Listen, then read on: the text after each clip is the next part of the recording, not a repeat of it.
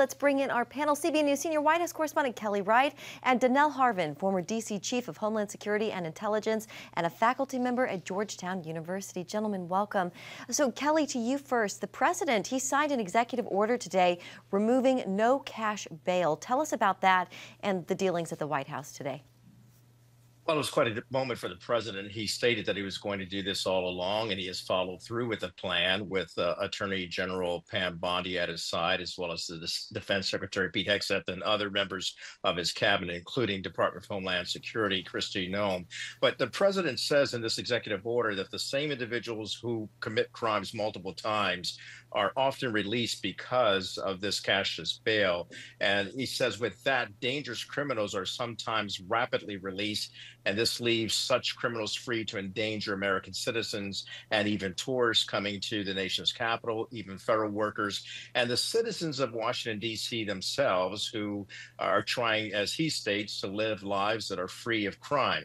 With that, he has moved to actually remove this cashless bail to prohibit it through his own executive order. Kelly, the National Guard troops, we reported, are now also armed, some of them at least, with M17 pistols. What's the White House saying about that tonight? The White House is saying that the National Guard, they need to be armed because of what they might encounter on the streets of Washington, D.C. The president talking about the fact that there are gangs in Washington, D.C., and some of those gangs are armed and dangerous and should be considered as such and a threat to National Guard troops. Now, keep in mind, the National Guard, according to the White House, is also going through a lot of training to learn how to augment the Metropolitan Police Department and learn how to train in those situations where they're encountering people who are Americans living in their own city in Washington, D.C. And so with that training and the augmentation of the Metropolitan Police Department, they have made the decision to arm those National Guard troops, and people will be watching that very closely to see how they are utilized. Yeah.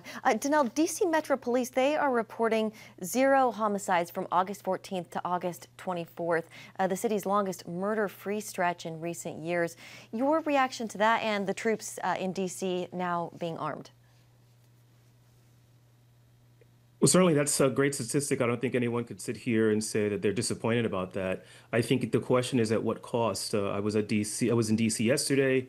I was in DC on Friday, and it's almost like a police state. I was in Iraq earlier this year. I was in some very rough places in Egypt and Cairo, and I saw less police in Iraq. I was in Baghdad. So, the question is, how long is this going to surge? What happens when they leave? And what's the long-term plan? In terms of the National Guard being armed, once again, I think the president's right. I mean, there are some, people with guns in D.C. My question as a former law enforcement official is the training, which is like what I questioned last week, what type of training they're getting. D.C. police, I went to that academy. I was there for 9 years, get extensive training in all types of scenarios. So hopefully they're getting that training. But one thing that the National Guard does not have, and I saw this with my own eyes yesterday, is they don't have body-worn cameras.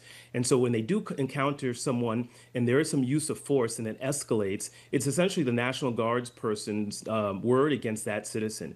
And so without that, there's no accountability. Yeah. Kelly, back to you. What did the president say about the decrease in homicides? Did he address that today?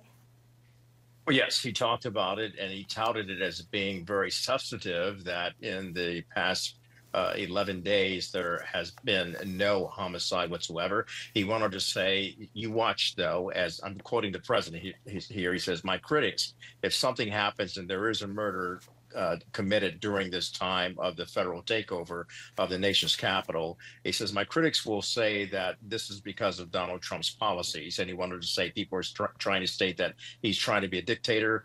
He says he doesn't want to do that at all. He wants to bring safety to the people of Washington, D.C., as well as the federal workers who live and reside here as well, and of course the tourists who come here. Yeah, not just D.C., Donell. The president now also eyeing some other cities like Chicago as the next place to send the National Guard. Democrats and even some Republicans are questioning whether he has the authority to do that.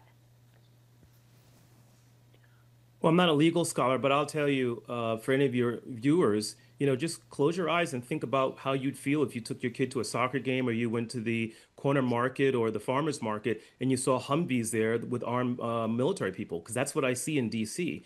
And most of the residents I've come across, they don't want them there. In fact, there was a woman in Union Station last week on Friday there crying and asking them to go back to their state.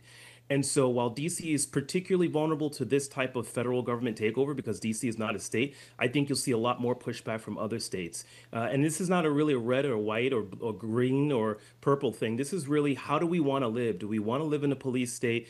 The last thing I'll say is, any law enforcement official will tell you you cannot get rid of crime, you cannot get rid of homelessness with people with guns. It's a multi-layered problem that got them there. It's a multi-layered solution that's going to get them out of the problems that they have. And we haven't seen any of that coming from the White House yet. Kelly, the president also talked about sending the National Guard to Baltimore. Governor Wes Moore, he was pushing back on that this weekend. Dale had him in his report, too. Yeah, so Governor Moore has stated very clearly that he has already tried to implement more safety measures on the streets of Baltimore, Maryland.